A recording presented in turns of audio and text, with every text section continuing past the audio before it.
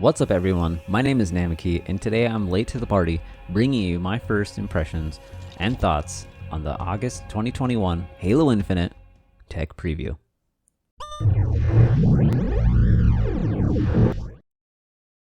In this video, I'll be going over what my very first thoughts were of the Halo Infinite tech preview as a regular guy. No pro, no master analysis, just a guy who likes to play video games a lot and has a liking for Halo.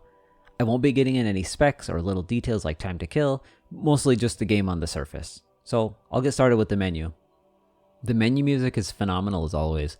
Halo games are known for the music anyway, so I expected nothing less.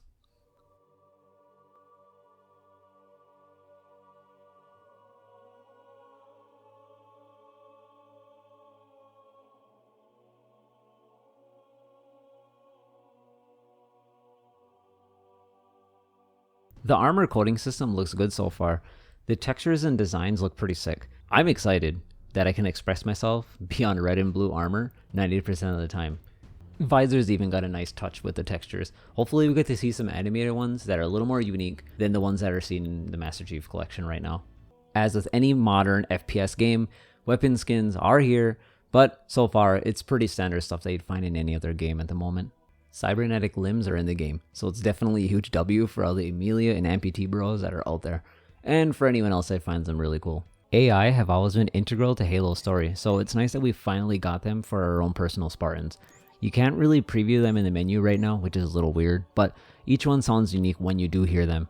So far they only seem to serve a communicative purpose, so don't worry, they don't replace Jeff Sticer's iconic voice for double kills and such. But I can see them having a lot of potential in the future for known voices.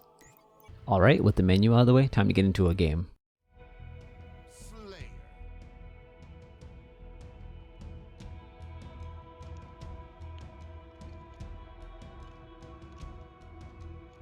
I gotta say, these intro animations look pretty dope. I can't really say the same for the Halo 5 beta intros. Those are a little weird.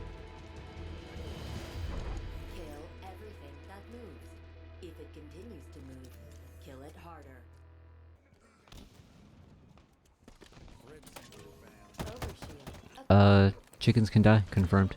Something that I'm liking a lot, and does feel pretty natural, is the equipment pickups. They have a lot of potential. You don't spawn with them like in previous Halo games. The grapple shot is really fun, the threat sensor is really useful, and the power-ups like active camo and overshield, they act as pickups now, and you can carry them around and use them anytime you want. So that's a nice touch. And when you activate them, it does take a little bit. You don't just instantly activate them. The bots that you fight in multiplayer actually can hold their own. They come in Marine, ODST, and Spartan difficulties, obviously everyone getting a little more difficult. I noticed on lower difficulties, the bots can do some dumb stuff. They'll just kind of let you kick their ass sometimes, but I'm sure that'll get worked out by release. One other thing that I really like about this game is that the radar only picks up enemies when they're firing weapons or they're sprinting. We've actually seen this in Halo 5 competitive settings before, so I hope it stays.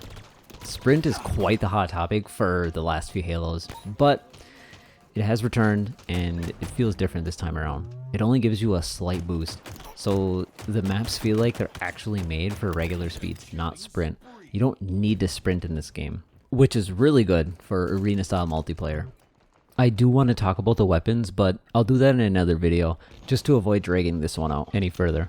Speaking of guns, they sound crisp and deep, like they have some power behind them. As a matter of fact, every sound in the game sounds really well done. You can hear the footsteps, the reloads, the exhaust from the Covenant weapons, the grenade shrapnel. The developers actually put some of the sound recording videos on YouTube. They're pretty interesting. Despite being a tech preview, the frame rate during live matchmaking is very optimized on the Series X. I've heard a lot of people say that Infinite doesn't run very well on PC, but I'm sure that'll get figured out at some point. I have no experience with the last gen hardware. You may be thinking, damn, Enem, you just talked and talked. So see, what you think about the game? Well, I'll try not to be biased, but I've always been a Halo fan, and I think for a tech preview, this game is really solid. It sounds, feels, and at some points, even smells like Halo. So with me having experience with every Halo that exists, I feel like this game is a perfect mix between Halo 2's movement, Halo 3's equipment, and Halo 5's modernization with clambering. I'm relieved to know that this game was delayed. Of course at the time I was really bummed out, but getting to experience the results of this made me appreciate it so much more, especially after some of the more recent games, rocky starts. Cyberpunk 2077. It's really exciting to know that this game is going to be free to play. That's going to make it so accessible for so many people. I think a lot of old and new players will be able to pick this game up and have a great time playing something that your average free to play game doesn't offer.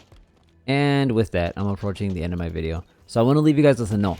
Make sure you guys sign yourself up for the next technical preview. The developers already stated that they're going to be doing a tech preview with 4v4s and 8v8 modes.